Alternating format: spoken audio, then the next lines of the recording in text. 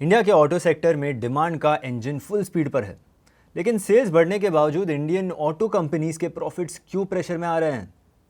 दूसरी तरफ अगले डेकेड में इंडिया की इलेक्ट्रिफिकेशन स्टोरी के साथ कॉपर की डिमांड काफ़ी इंटरेस्टिंग हो सकती है। ऐसे में कॉपर सेक्टर में इन्वॉल्व कौन सी 3 कंपनीज इसका बेनिफिट देख सकती है?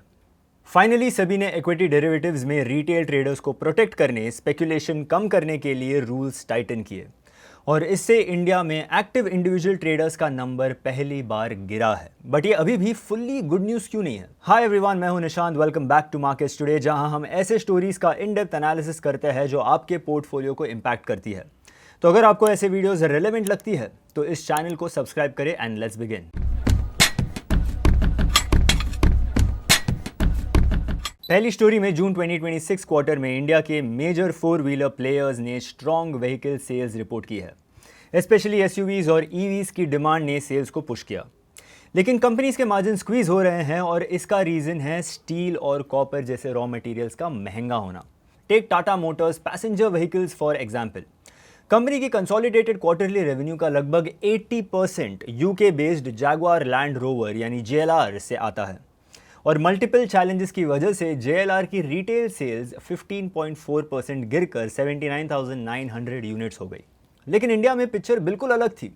टाटा के इलेक्ट्रिक मॉडल्स की स्ट्रॉन्ग डिमांड के चलते डोमेस्टिक पैसेंजर व्हीकल सेल्स 46.2% बढ़कर 1.82 लाख यूनिट्स हो गई। इसी वजह से टाटा मोटर्स पैसेंजर व्हीकल्स की कंसोलिडेटेड रेवेन्यू 9.3% बढ़ी, लेकिन हायर रॉ मटेरियल कॉस्ट और JLR डिसरप्शंस ने कोर ऑपरेटिंग प्रॉफिट्स को रुपीस 164 करोड़ के प्रॉफिट से रुपीस 2270 करोड़ के लॉस में पहुंचा दिया। नेट प्रॉफिट भी 78.5% गिरकर रुपीस 859 करोड़ रह गया। दूसरी तरफ मारुति सुजुकी की total vehicle sales June quarter में 29.3% बढ़कर 6.82 लाख यूनिट्स हो गई। इसमें सबसे इंटरेस्टिंग पार्ट था एसयूवी सेल्स का 44.6% जंप। इससे रेवेन्यू भी 35.9% बढ़कर रुपीस 52,456 करोड़ हो गई। लेकिन यहाँ भी मटेरियल कॉस्ट रेवेन्यू के 61% तक पहुँच गया, जो ईयर ऑन ईयर 4.2% ज़्यादा है। इससे ऑपरेटिंग मार्जिन 8.2% पर आ गया और नेट प्रॉफिट 11% गिरकर रुपीस 3,352 करोड़ हो गया। महिंद्रा एंड महिंद्रा की स्टोरी थोड़ी स्ट्रॉन्गर नजर आती है, क्योंकि कंपनी को एक नहीं 2 मेजर बिजनेसेस से सपोर्ट मिला। एसयूवी सेल्स 15% बढ़कर 1.74 लाख यूनिट्स हुई। साथ ही इनके ट्रैक्टर सेल्स भी 18% बढ़कर 1.58 लाख यूनिट्स हो गए। इस डबल इंजन की वजह से स्टैंड अलोन रेवेन्यू 23% बढ़कर रुपीस 41,920 करोड़ हो गया। लेकिन महिंद्रा भी रॉ मटेरियल इन्फ्लेशन से बच नहीं पाया। मटेरियल कॉस्ट रेवेन्यू के 73.2% तक पहुंच गया और ऑपरेटिंग मार्जिन 12.2% पर आ गया। फिर भी लोअर टैक्स बर्डन की वजह से नेट प्रॉफिट 6.8% बढ़कर रुपीस 3,685 करोड़ रहा। Hyundai मोटर इंडिया की पिक्चर कंपैरेटिवली वीक थी। टोटल व्हीकल सेल्स 1.3% गिरकर 1.78 लाख यूनिट्स रही। ये पार्शियली टेम्परेरी प्रोडक्शन डिसरप्शंस और एक्सपोर्ट्स में 19.6% डिक्लाइन की वजह से हुई, लेकिन डोमेस्टिक एसयूवी की सेल्स 7.6% बढ़ी। फिर भी रेवेन्यू ऑलमोस्ट फ्लैट रहा एट रुपीस 15,865 करोड़, जबकि ऑपरेटिंग मार्जिन 9.1% तक गिर गया। नेट प्रॉफिट भी 34% डिक्लाइन करके रुपीस 883 करोड़ रहा। तो नेट डोमेस्टिक डिमांड स्ट्रॉन्ग रहने के बावजूद ऑटो कंपनीज के लिए इनपुट कॉस्ट क्रिटिकल है। अगर स्टील और कॉपर प्राइसेस एलिवेटेड रहते हैं तो अब आगे चल के ऑटो कंपनीज ये हायर इनपुट कॉस्ट के बीच मार्जिन्स कितने इफेक्टिवली प्रोटेक्ट कर पाते हैं, ये देखना इंपॉर्टेंट होगा। और जहां कॉपर की बात चल रही है, दूसरी स्टोरी में solar projects, EVs, power grids, infrastructure और राइजिंग इलेक्ट्रिसिटी डिमांड, इन सब की वजह से कॉपर की स्ट्रक्चरल डिमांड बढ़ रही है। लेकिन डिमांड के कंपैरिजन में डोमेस्टिक सप्लाई अभी कंस्ट्रेंड है और इसी गैप की वजह से कॉपर माइनिंग, रिफाइनिंग और डाउन स्ट्रीम कैपेसिटी एक्सपैंड करने वाली कंपनीज इंपॉर्टेंट हो जाती है। उनमें से 3 कंपनीज को देखते हैं: Hindustan copper, Hindalco industries and Vedanta.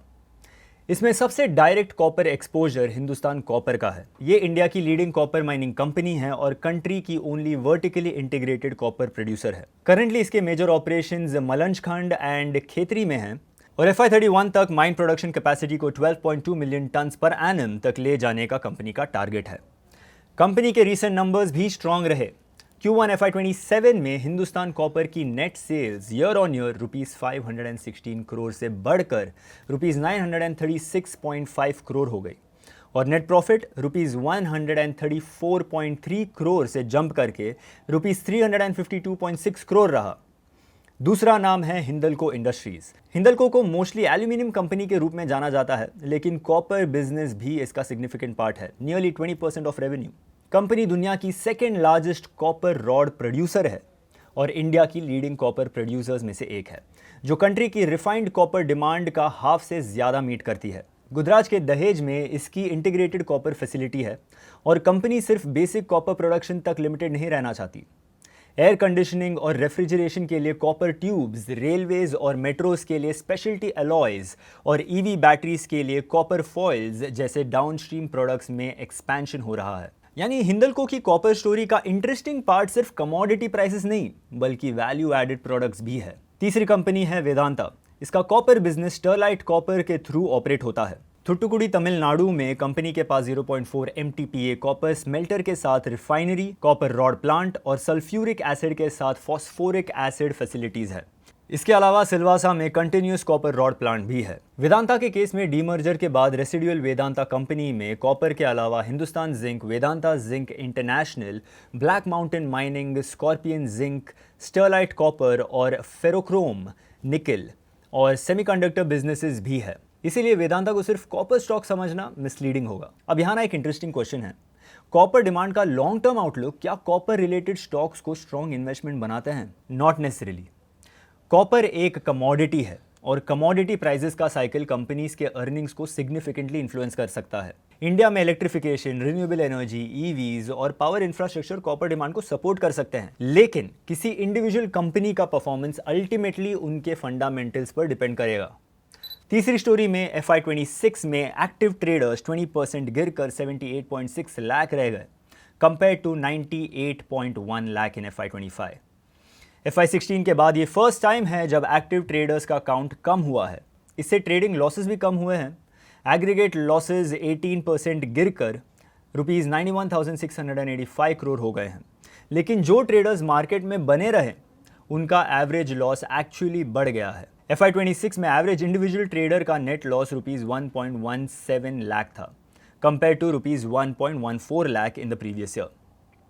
और almost 9 out of 10 individual traders FY26 में लॉस में रहे।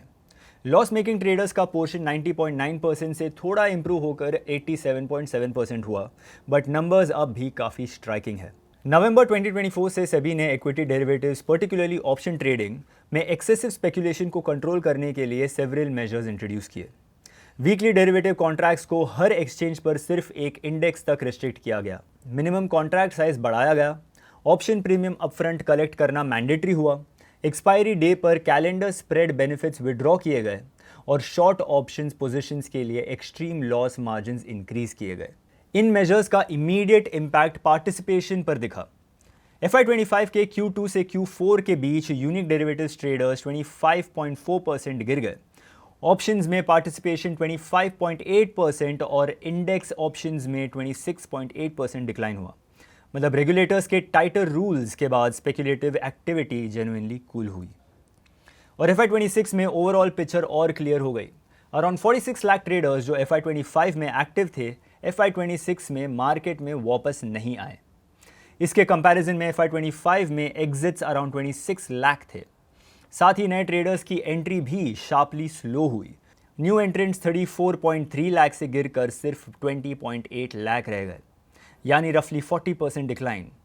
लेकिन Q2 से Q4 FY25 के बीच एवरेज टर्नओवर पर ऑप्शन ट्रेडर 10.8% बढ़ा और इंडेक्स ऑप्शंस ट्रेडर्स के लिए ये इंक्रीज 12.3% था। तो पार्टिसिपेशन कम हुआ, लेकिन मार्केट एक्टिविटी कंप्लीटली वैनिश नहीं हुई। इनफैक्ट जो ट्रेडर्स बचे हैं उनमें ट्रेडिंग इंटेंसिटी बढ़ी और लॉसेस की कंपोजिशन देखें तो ऑप्शंस अब भी सबसे बड़ा इशू है। FY26 में इंडिविजुअल ट्रेडर्स के एग्रीगेट लॉसेस का 92% ऑप्शन से आया और अराउंड 23% ट्रेडर्स ने almost 90% of the total losses account किए। और इसी में सेबी के इंटरवेंशन का बिगर कॉन्टेक्स्ट समझ आता है। अब सेबी के लिए अगला चैलेंज स्पेकुलेशन को और भी कंट्रोल करना है ताकि लॉसेस और ट्रेडिंग इंटेंसिटी और भी कंट्रोल हो सके। अगर आपको ये वीडियो अच्छी लगी हो तो ऐसे ही वीडियोस आगे देखने के लिए subscribe to this channel. I will see you in the next video. Investment in securities market are subject to market risks. Read all the related documents carefully before investing.